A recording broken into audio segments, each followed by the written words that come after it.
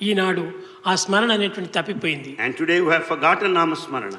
భగవత్ నామస్మరణ లేకపోవటం చేతనే ఇంటింటి యందు కూడా చిక్కులు బయలుదేరుతున్నాయి. And there are problems and worries in every family because people are not ఒక్కొక్క doing అన్నదమ్ములు కూడా Namasmarana. కలహాలు There is a బయలుదేరిపోతున్నాయి. conflict among brothers. కారణం ఏమిటి? Why?